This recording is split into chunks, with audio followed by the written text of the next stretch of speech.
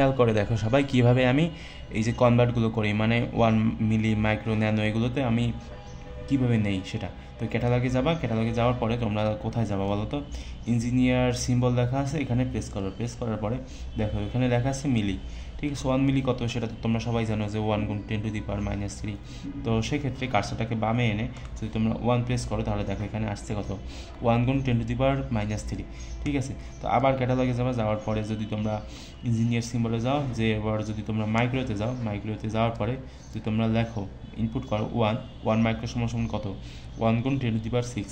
সেরকমভাবে মনে করো তুমি তোমার পরীক্ষায় আসলো বা তোমার করতে হবে যে 5 মাইক্রো সমান কত, 5 × 10⁻⁶, ঠিক আছে।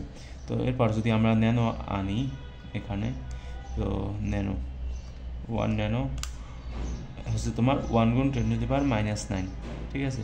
তো এরকমভাবে তোমাদের যেটা করতে হবে সেটা হচ্ছে তোমার ক্যাটালগে যেতে হবে, ক্যাটালগে যাওয়ার পরে তোমার হচ্ছে ইঞ্জিনিয়ার সিম্বলে যেতে হবে, ইঞ্জিনিয়ার সিম্বলে গিয়ে এরপর হচ্ছে তোমার এখান থেকে প্রেস করে এরপর বের করতে হবে। এটা একটু কষ্টসাধ্য, মানে একটু বিরক্তিকর লাগে যদিও, কিন্তু তবুও তোমাদের এটাই করতে হবে। 1 পিকো সমান কত বলো তো, 1 × 10⁻⁻12। তো এরকমভাবে তোমরা এগুলো বের করতে পারবা। ফেমটো আছে, কিলো আছে, এগুলো তোমরা খুব সহজে ওই যে ক্যাটালগে যাবা, ক্যাটালগে যাওয়ার পরে আছে তোমার ইঞ্জিনিয়ার সিম্বল, যে ওখানে সব কিছু পাবা, ওখানে আরও আছে গিগা, টেরা, পেটা, এক্সা, তো এগুলোর মানও তোমরা বের করে ফেলতে পারবা, ঠিক আছে। তো দেখা হবে পরবর্তী কোনো ভিডিওতে।